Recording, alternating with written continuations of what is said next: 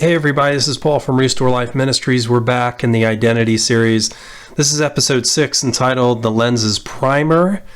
We're talking about identity. I know it's a small word and it can seem kind of insignificant, like something on the side, something we don't really need to think about or work through, but it's actually a hugely important concept and something that is very primary and very core. And in fact, in all my years of doing ministry, is probably one of the top issues that I see in people, both within and without, the church.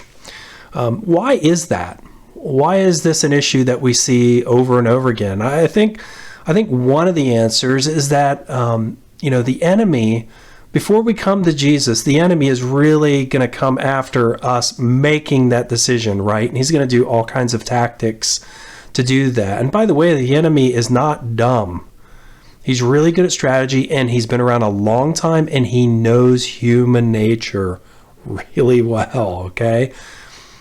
After you come to Jesus, after you say, I'm going to follow you, Jesus, I surrender to you, I surrender my life to you for what you've done for me in love, all bets are off. His strategy changes now. And I think one of the things he does is he focuses on identity, comes at you with lie after lie after a lie. Why would he do that? I think it's because it keeps us in a certain position that is not good, okay?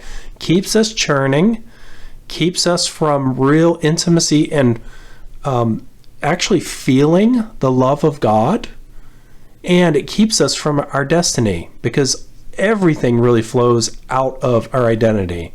So we really need to know who we are and who God is, right? And I just want to say a couple of things up front, and I think you'll understand why I've been building up to this, because this topic can seem kind of heavy, okay? It can seem a little heavy at times. It's filled with hope, but the things we're going to be dealing with are pretty heavy topics sometimes, and they can bring things up in us that feel that way. But I want to say a few things. First off is that we are not victims. Now, for many of us, we have been victimized in the past, and sometimes this could be over years and years of abuse or other things. But we are not defined by that victimization. God can not only restore, this is what he does, oh my gosh, so well, is that he can redeem us not only to the person we were before that, he actually can elevate us to a new place. And I've seen this over and over again. Not only that, but he can actually expand our view of him because now we're actually able to feel and experience his love and also interact with him in a way that we never have before. There's reasons for that, which totally changes our relationship with God. And then we can partner with him into a future that we never dreamed was possible. Now, if that sounds like a pipe dream, I can assure you it is not.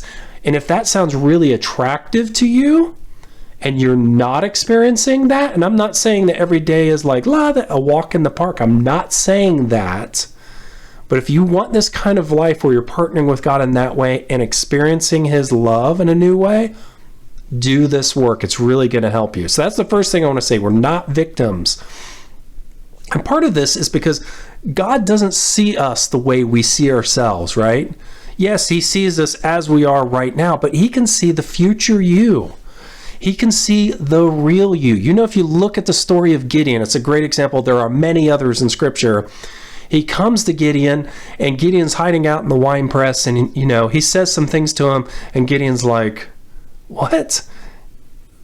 That's not who I am. And I can guarantee you, you're going to have moments in this where God's going to come to you, and he's going to be speaking things to you that speak to who you truly are. And you're going to hear those things, and if you were to declare them, you would feel like, I'm being disingenuous here. I'm actually lying. But the problem isn't on God's side. He sees it correctly. The problem is on our side, the way we view ourselves and the way we view him. He doesn't just see us as we are right now. Okay. The second thing I want to say is that some people have a real reticence about looking into the past. I don't. And here's why. God can bring tremendous healing and freedom when we look into the past. Now, he is a God of the present and the future, right? He doesn't want us to stay there. But I have seen tremendous healing and freedom come when people work and partner with God to look into the past and for him to bring healing and redemption out of those things, okay? In that time, too, I've seen people use a couple different approaches. Some people need some kind of time to just focus on those things and not partner with kind of the present future part of it into something else. They need to take time out, like heavy time out. And I've also seen people where they can do that while they're starting to move into those future things.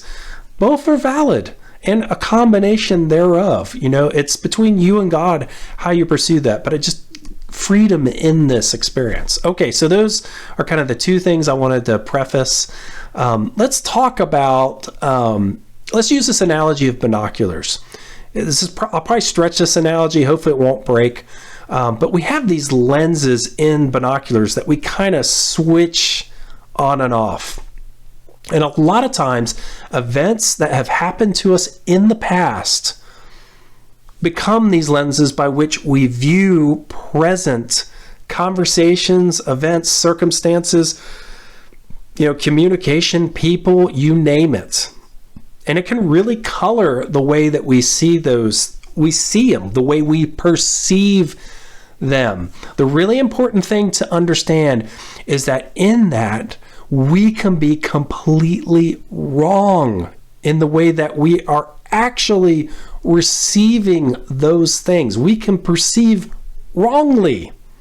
Now, this can be extremely shocking and disorienting if you have that happen, right?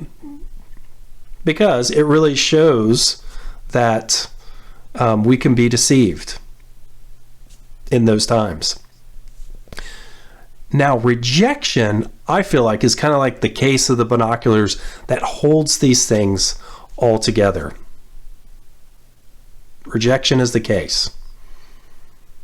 And as I said, when God brings this revelation around kind of that we're seeing the world in a wrong way, it can be really shocking to us. But the nature of deception is that it's deceiving. You've probably heard that before.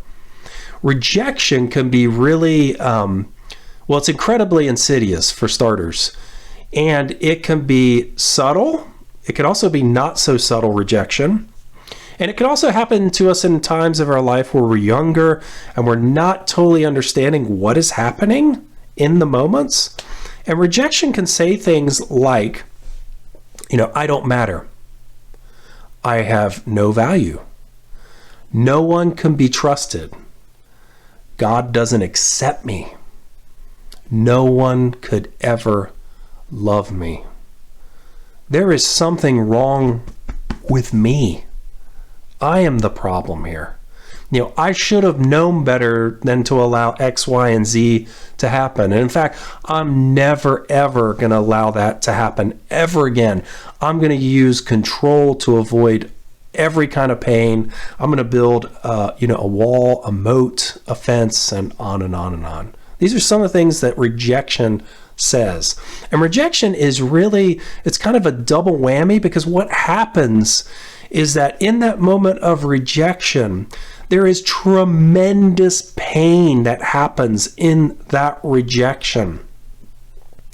And when that happens, typically the response is to do this, to kind of back yourself up, isolate yourself, insulate yourself from the pain that is happening.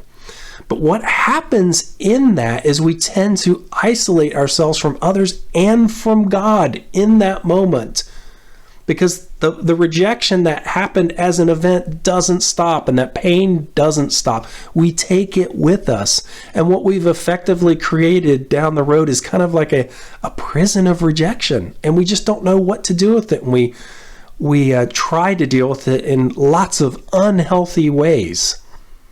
This is why rejection is so hard. I'm going to leave it there. I know that's kind of a heavy way to leave this, but again, I have my reasons for doing that, okay? The homework for us, if you're brave enough to do it, is there's going to be some questions down below in the description. And these questions are just simply supposed to be kind of a spotlight to show areas of your life where you may have rejection in your life. And I want you to ask God into that kind of conversation of say, God, reveal to me where rejection has derailed me, where I might not see where these lenses of rejection have come in, and I've agreed to this, okay?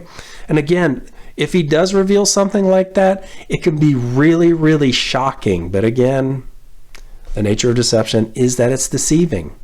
And I just want to say this last thing. If he does that, if he brings things up to you, it is not to shame you. Him bringing this up is to bring you healing and freedom. And even in this moment, if you're dealing with a lot of rejection in your life, him bringing this to you can feel like he's rejecting you. He is not rejecting you, okay? He wants to bring that healing and freedom. He is for you. He is not against you. He is good. Just remember that as you go through this process. All right, that's the homework for this time. Next time, we are going to disarm this rejection. See you then.